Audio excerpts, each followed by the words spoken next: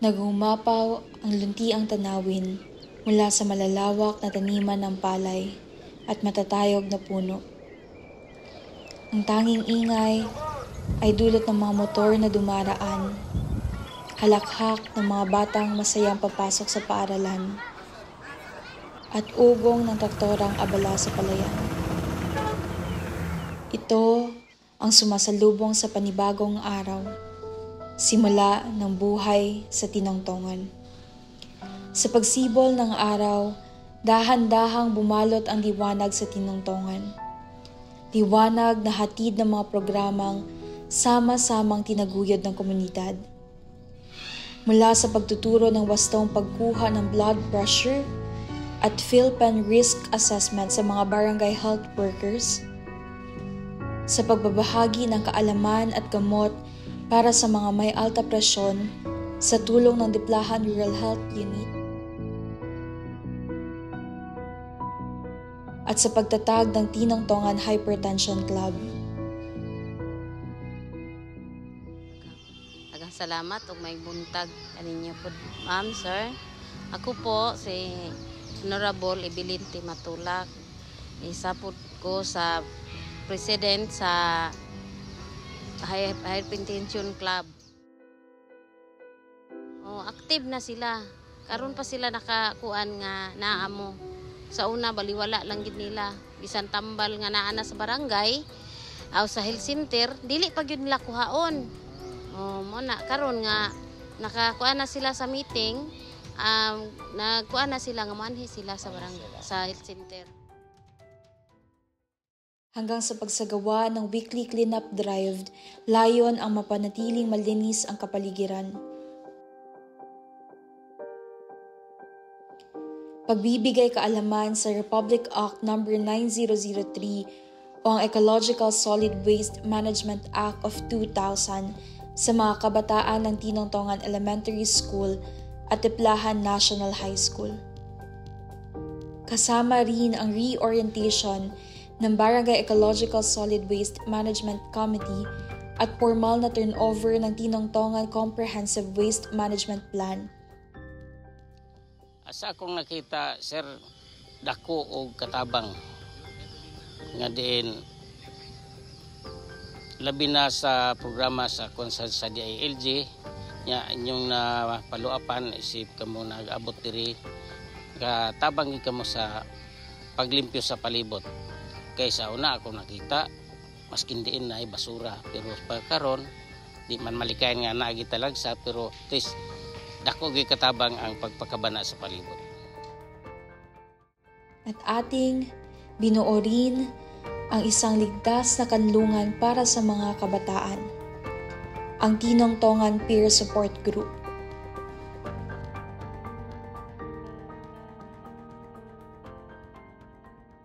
Siguro, sir, as a PSG or Peer Support Group President, actually ang Peer Support Group, sir, is a safe place man, and also we advocate nga taga-tinungtungan, especially kanang mo seek sila comfort for us kasi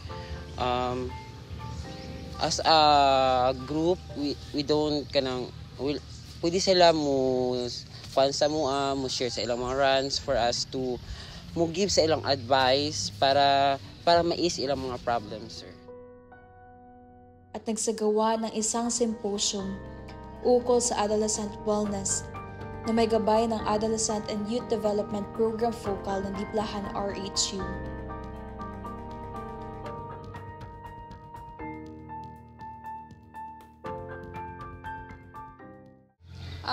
Dako siya nga tabang kay naka-cut-on sila nga paunsa nila maiwasan or paunsa sab nila like sa teenage pregnancy paunsa nila maiwasan.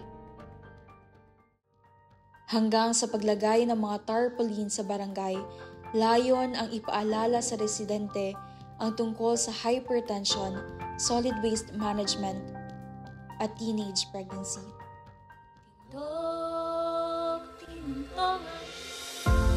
Ang lahat ng ito'y bunga ng pagkakaisa, alay para sa kabutihan ng barangay. At sa bawat daghang salamat, na aming naririnig ay hagod sa pagod. Ang bawat ngiti, musika na nagtutulak magpatuloy. At ang kanilang presensya, ang paalala na sa bawat araw, may misyon kaming dapat tuparin.